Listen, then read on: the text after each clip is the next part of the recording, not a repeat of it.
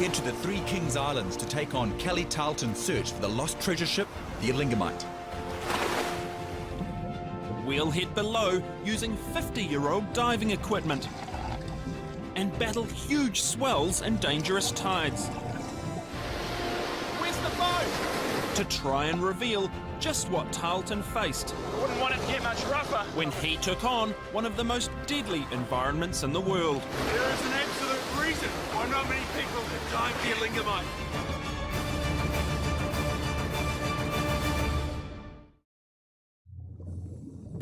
Tarlton's aim was not only to raise the treasure, but to be the first to live and tell the tale.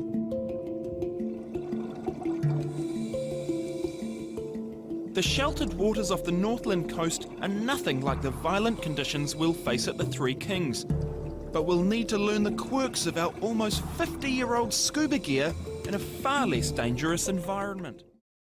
The thing about diving on a wreck, particularly one as old as this one, is that it's not going to look like an intact boat when we're down there. There have been 100 years of storms and swells. We've almost completely broken it up. How's it going? Yeah, good. Oh, how are they? Dry? Yeah, dry, good. Oh, excellent.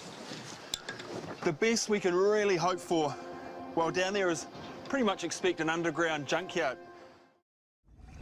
It seems our only hope of finding any fragments of the passenger ship is to search beneath every rock, to examine every piece of coral, hunting for anything that could offer us a clue to the Elingamite's final resting place.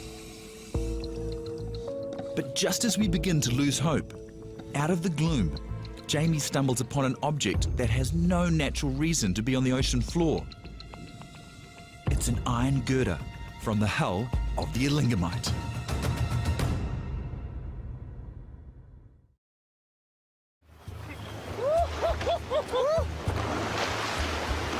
Let's go.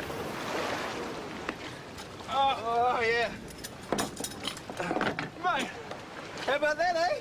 Honestly, I seriously didn't think we were going to get there. Fantastic. So the problem they had was how to come up with a system that was going to move all that sand. So they came up with a very ingenious plan. It's like a giant vacuum cleaner. You stick this end in the sand, and to create the suction effect, what you do is to connect this end. Can I hold on to this? Yeah. This end into the exhaust of the regulator. We're going to put the team's ingenious airlift invention to the test.